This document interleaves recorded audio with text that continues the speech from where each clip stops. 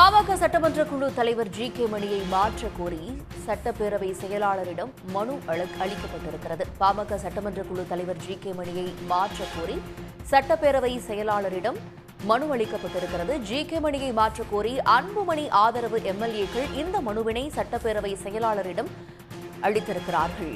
பாமக சட்டமன்ற குழு தலைவராக இருக்கக்கூடிய ஜி.கே. மணியை மாற்றக் கோரி மனு அளிக்கப்பட்டிருக்கிறது. விவரங்களோடு நமது செய்தியாளர் ஹரிஹரன் இணைகிறார். ஹரிஹரன், பாமகவின் சட்டமன்ற குழு தலைவராக இருக்கக்கூடிய ஜி.கே. மணியை மாற்றக் கோரி அன்புமணி தரப்பு எம்எல்ஏக்கள் இந்த மனுவை அளித்திருக்கிறாங்க. மனுவில் என்னென்ன விஷயங்கள் குறிப்பிடப்பட்டிருக்கு?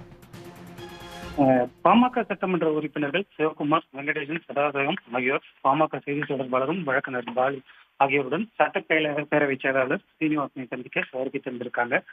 அடுத்த மாதம் அக்டோபர் 14ஆம் தேதி சட்டப்பேரவை கூட்டத்தொடர் கூட உள்ள நிலையில அவர்கள் சட்டப்பேரவை செயலாளர் சீனிவாசனை சந்தித்து மனு அளித்திருக்கிறார். குறிப்பாக ஏற்கனவே கடந்த ஜூலை மாதத்துல பாமகவில் ராமதாஸ் தரப்பில் ஆதரவாளராக அறியப்படக்கூடிய பாமக சட்டமன்ற உறுப்பினர் சேலம் அருளை கட்சியிலிருந்து அடிப்படை உறுப்பினர் பதவியிலிருந்து நீக்கி அன்புமணி உத்தரவிட்டிருந்தார்.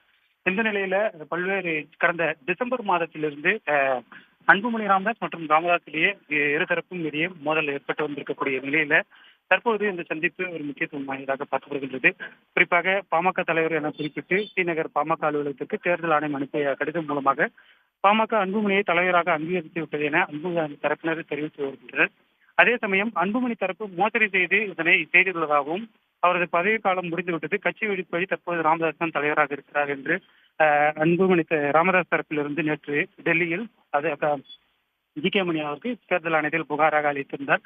கடந்த சில தினங்களுக்கு முன்னதாக அன்புமணியை பாமகவில் இருந்து அடிப்படை உறுப்பினர் பதவியிலிருந்து நீக்குவதாக ராமதாஸ் தரப்பிலிருந்து அறிவிக்கப்பட்டிருந்த நிலையில இரு தரப்பினர்களுமே மோதல் போக்கு ஈடுபட்டு வரும் நிலையில அன்புமணி தரப்பில் இருக்கக்கூடிய 3 சட்டமன்ற உறுப்பினர்கள் தற்பொழுது சட்டப்பேரவை செயலாளர் சீனிவாசனை சந்திக்க வந்திருக்கிறாங்க.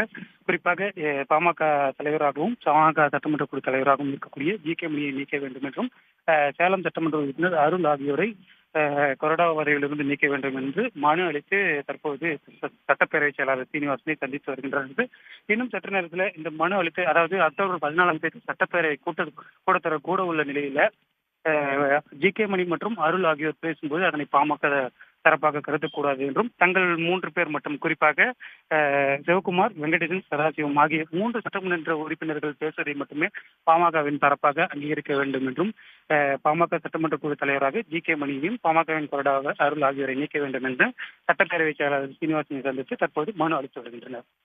விவரங்களுக்கு நன்றி ஹரிஹரன். உடனுக்குடன் செய்திகளை தெரிந்து கொள்ள சன் நியூஸ் பெல் ஐகானை கிளிக் பண்ணுங்க.